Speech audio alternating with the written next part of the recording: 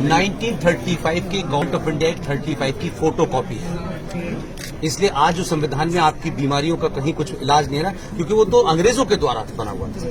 तो हम कहते हैं संविधान में एक पैरेलल व्यवस्था चल रही है। इसलिए सेकुलर भारत भी है, लेकिन उसके बावजूद भी 5,500 करोड़ का मुसलमानों का सच्चर कमीशन का बजट है, जिसमें मुसलमान युवा बच्चों को सिर्फ 10 लाख रुपए 20 लाख रुपए लोन दिया जाएगा, वो वापस न करें, कोई फर्क नहीं।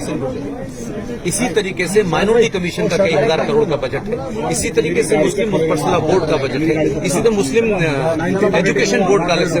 तो जब भारत सेकुलर है तो फिर ये क्यों है? सही बात है। फिर ये क्यों है? तो आपके मंदिरों पे जो पैसा आप चढ़ाते हैं, जो बात मैं सार्वजनिक मंचों से कहता हूं, खासतौर से महिलाओं से कह रहा हूं, आपके मंदिरों पे जो पैसा चढ़ता है उसकी 2 मिसाल देता हूं। पूरे देश में बड़े बड़े मंदिर हैं। एक है देवस्थानम बोर्ड तिरुपति।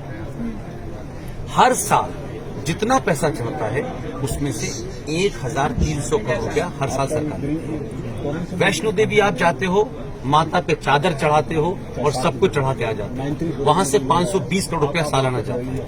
आपके मंदिरों से अरबों पैसा, जितना पैसा सरकार का बजट नहीं है उसके बराबर का पैसा आप चढ़ा के आते हो। आप सोने का मुकुट चढ़ाते हो, वो पैसा सरकार लेती है और उसी पैसे से ये सरकार मुसलमानों की स्कीम चला रही है, IAS बना रही है, PCS बना रही है और गला काटने वालों को सरकार पैसा दे रही है। इन मुद्दों को आपके न नेता उठाते हैं न आपके लोग उठाते हैं कि भाई जब आप चर्च से पैसा नहीं लेते, आप गुरुद्वारे से पैसा नहीं लेते, आप चर्च किसी और मजहब से नहीं लेते, तो भारत के मंदिरों पे तो पैसा मेरी आस्था का पैसा है, इस पर सरकार पैसा कैसे लेती है? फिर दूसरा, सारे सरकार ने जितने भी हिंदुओं के मंदिर हैं उनका नियंत्रण जो है वो सरकारी हो गया है। यानी डिस्ट्रिक्ट मजिस्ट्रेट अगर अब्दुल रहमान है तो आपके मंदिर उसके अंडर में आएगा।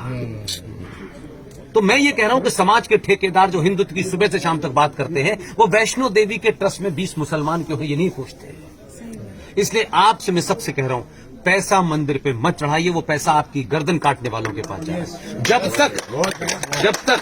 जब तक ये पैसा आपका है, मुझे छोड़ के ऐसे पागल इस देश में बहुत कुछ काम कर रहे हैं, उनको जाइए, उनकी जेब में 10 रुपए रख दीजिए। उनको पहचाने कैसे सर? सब इस दौर में सब साफ है, सबको पता है। इसलिए वो जो लड़ाई लड़ रहे हैं, इसलिए मैंने विष्णु शंकर का जिक्र किया। एक साधारण परिवार का लड़का अपने पैसे से फ्लाइट की टिकट लेता है, बनारस में उसके ऊपर हमला होता है, बनारस में फिर हम जाके चीफ सेक्रेटरी से मिलते हैं, उससे सुरक्षा। ये सार्वजनिक मंचों से नहीं कही जा सकती। हमको पैसा कोई आए उनके साथ 2,000 रुपए ले लीजिए, हम